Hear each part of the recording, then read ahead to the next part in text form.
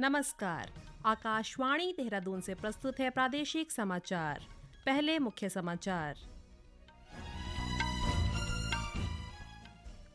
पशुपालन मंत्री सौरभ बहुगुणा ने पशुओं को लंपी वायरस से बचाने के लिए टीकाकरण में तेजी लाने के निर्देश दिए।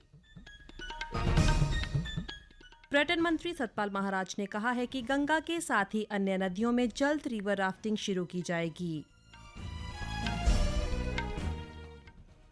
हेलीकॉप्टर से केदारनाथ धाम जाने वाले यात्रियों की अब हेलीपैड पर स्वास्थ्य जांच होगी। और वरिष्ठ राज्य आंदोलनकारी व महिला आयोग की पूर्व अध्यक्ष सुशीला बलोनी पंचतत्व में विलीन हुई। समाचारों के साथ मैं डिम्पल सानन। अब समाचार विस्तार से। राज्य में एक बार फिर से पशुओं में लंपी वायरस फैल रहा है। आज देहरादून में पत्रकारों से वार्ता करते हुए पशुपालन मंत्री सौरभ बहुगुणा ने कहा कि प्रदेश में अब तक 3,131 पशु लंपी वायरस से संक्रमित पाए गए हैं। उन्होंने कहा कि पशुपालन विभाग इसे लेकर जन जागरूकता अभियान चला रहा है और वायरस की रोकथाम के लिए अब तक लगभग 7 लाख पशुओं का टीकाकरण किया जा चुका है। उत्तराखंड में लंपी स्किन डिजीज के मैटर्स जो केसेस हैं वो फिर से थोड़ा बढ़े हैं। कुमाऊं में और कुछ हमारे गढ़वाल के जिलों में इसके केसेस आए हैं। लगभग जो अभी तक हमारे पास रिपोर्ट है उसमें 3131 और हमारे पास लगभग 17 लाख कैटल पूरे उत्तराखंड में आज के दिन है जो रजिस्टर्ड है हमारे विभाग के साथ। उसमें से हम जैसा आपको बताया है कि 7,42,738 का हम वैक्सीनेशन कर चुके हैं। तो हमारा लक्ष्य ये है कि अगले एक हफ्ते या 10 दिन में हम ये सारा वैक्सीनेशन जो ड्राइव है इसको पूरा करेंगे। पर्यटन मंत्री सतपाल महाराज ने कहा कि राज्य में गंगा नदी के अलावा अन्य नदियों में भी रिवर राफ्टिंग शुरू की जाएगी। महाराज ने कहा कि नदियों में रिवर राफ्टिंग के शुरू होने से स्थानीय युवाओं को रोजगार मिलेगा। वहीं उत्तरकाशी के भागीरथी नदी में राफ्टिंग की शुरुआत हो गई है। अब गंगोत्री हर्षिल घाटी पहुंचने वाले पर्यटक राफ्टिंग कर सकेंगे। पर्यटन सचिव सचिन कुर्वे ने बताया कि राज्य की अन्य नदियों में रिवर राफ्टिंग की अपार संभावनाएं हैं। उन्होंने बताया कि उत्तराखंड पर्यटन विकास परिषद ने भागीरथी नदी में रिवर राफ्टिंग और क्याकिंग करने के लिए लाइसेंस दे दिया है।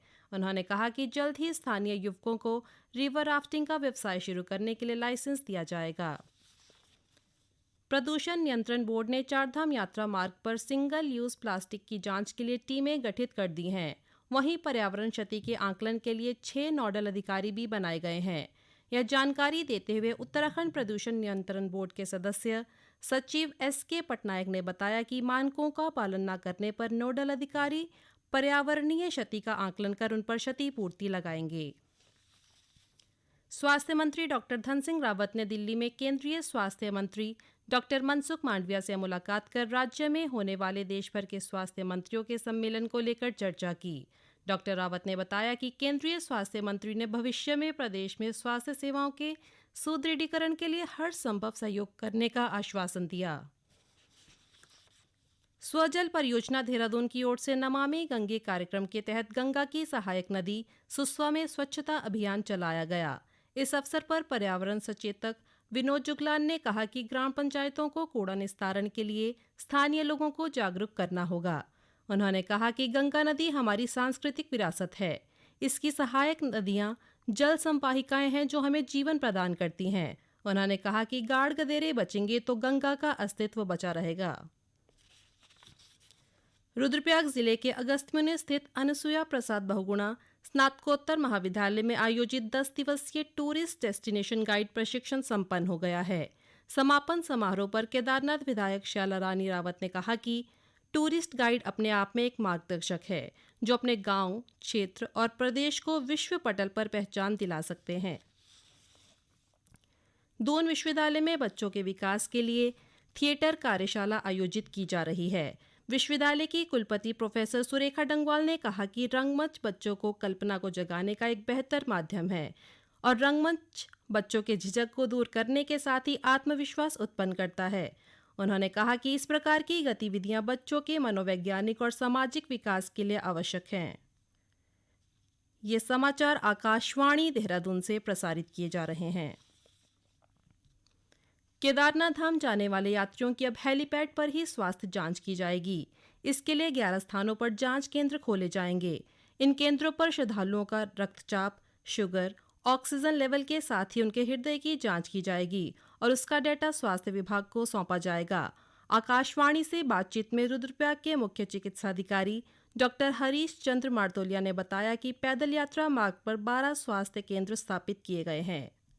श्री केदारनाथ यात्रा के लिए स्वास्थ्य विभाग के द्वारा पैदल मार्ग में गौरीकुंड से आगे केदारनाथ जी धाम तक कुल 12 चिकित्सा इकाइयां स्थापित की गई हैं, जहां पर सभी चिकित्सा सुविधाएं उपलब्ध हैं। इसके अलावा सोनप्रयाग में स्क्रीनिंग के लिए, स्वास्थ्य परीक्षण के लिए भी सुविधा उपलब्ध कराई गई है। साथ ही साथ ये आगामी 2, 4, 5, 7 दिन के अंतर्गत जो हमारे जितने भी जो हमारे हेलीपैड्स हैं, उसमें से तकरीबन 7 हेलीपैड्स पर भी हम लोग स्वास्थ्य परीक्षण की सुविधाएं उपलब्ध करा पाएंगे। विश्वनाथ जगदीशिला डोली के बागेश्वर स्थित बागनाथ मंदिर पहुंचने पर लोगों ने पारंपरिक ढोल धमाओं के साथ स्वागत कर डोली की पूजा अर्चना की और आशीर्वाद लिया। सरयू नदी में स्नान के बाद डोली ने बाबा बागनाथ के दर्शन किए। यात्रा के संयोजक मंत्री प्रसाद नथानी ने बताया कि डोली इस बार 4 धामों में भी जाएगी। उन्होंने बताया कि यात्रा का उद्देश्य अपनी संस्कृति और परंपरा को जीवित रखने के साथ ही विश्व शांति की कामना करना है। विश्वनाथ जगदीशिला डोली इस वर्ष 24वें वर्ष में जो है वो अपनी यात्रा पे निकले हैं और इस डोली का जो मुख्य उद्देश्य है वो पहला उद्देश्य है कि विश्व में शांति कायम हो। दूसरा उद्देश्य है कि जो हमारी देव संस्कृति है वो जिंदा रहनी चाहिए, चाहे वो किसी भी मजहब के हैं। तीसरा उद्देश्य है कि जो हमारा उत्तराखंड है वो उसको देवभूमि का दर्जा मिला हुआ है, जहाँ पर 4 धाम हमारे विश्व प्रसिद्ध हैं। इसके अलावा कुमाऊं मंडल और गढ़वाल मंडल में और तराई भावर में बहुत सारे ऐसे शक्तिपीठ हैं जिनके बारे में लोगों को पता नहीं है। तो 4 धाम के साथ साथ उत्तराखंड में 1000 धाम बने, ये इस डोली का संकल्प है। वरिष्ठ राज्य आंदोलनकारी और उत्तराखंड महिला आयोग की पूर्व अध्यक्ष सुशीला बलोनी का कल देर शाम निधन हो गया। उनके निधन पर राज्यपाल गुरमीत सिंह, मुख्यमंत्री पुष्कर सिंह धामी, राज्य आंदोलनकारी रविंद्र जुगरान समेत विभिन्न दलों व सामाजिक संगठन से जुड़े लोगों ने दुख व्यक्त किया। राज्यपाल ने सुशीला बलोनी के निधन पर शोक व्यक्त करते हुए कहा कि संघर्ष की प्रतिमूर्ति बलोनी के उत्तराखंड राज्य के निर्माण में दिए गए योगदान को चिरकाल याद रखा जाएगा। मुख्यमंत्री ने सुशीला बलोनी के आवास पर जाकर उनके पार्थिव शरीर पर पुष्प अर्पित कर श्रद्धांजलि दी। मुख्यमंत्री ने कहा कि पृथक उत्तराखंड राज्य निर्माण में सुशीला बलोनी के योगदान को सदैव याद रखा जाएगा। गौरतलब है कि उत्तराखंड पृथक राज्य निर्माण आंदोलन में सुशीला बलोनी की अहम भूमिका रही। सुशीला बलोनी अपनी सामाजिक राजनीतिक यात्रा में राज्य से जुड़े विषयों को लेकर प्रमुखता से मुखर रही।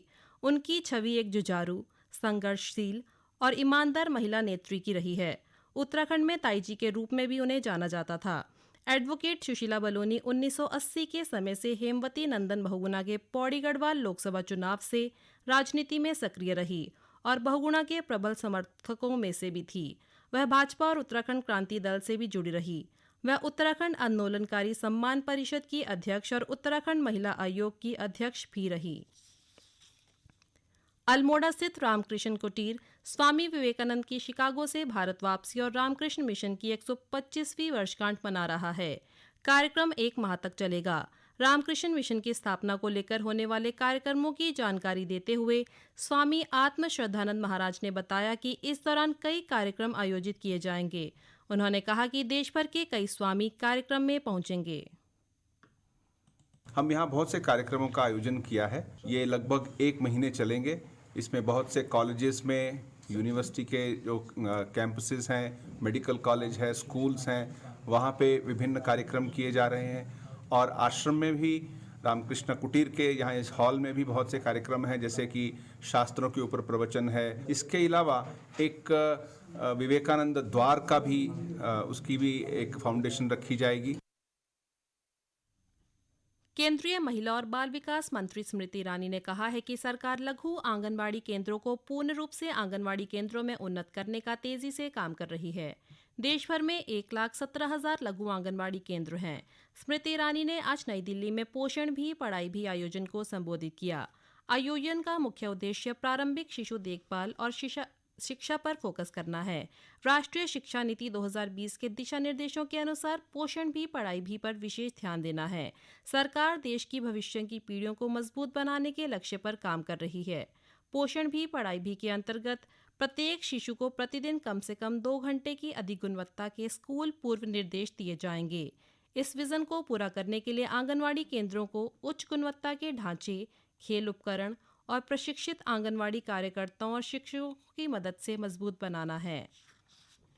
अंत में मुख्य समाचार एक बार फिर।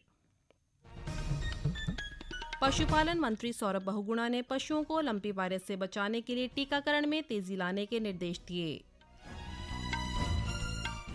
पर्यटन मंत्री सतपाल महाराज ने कहा है कि गंगा के साथ ही अन्य नदियों में जल्द रिवर राफ्टिंग शुरू की जाएगी। हेलीकॉप्टर से केदारनाथ धाम जाने वाले यात्रियों की अब हेलीपैड पर स्वास्थ्य जांच होगी। और वरिष्ठ राज्य आंदोलनकारी व महिला आयोग की पूर्व अध्यक्ष सुशीला बलूनी पंचतत्व में विलीन हुई। इसके साथ ही प्रादेशिक समाचार का ये बुलेटिन समाप्त हुआ। नमस्कार।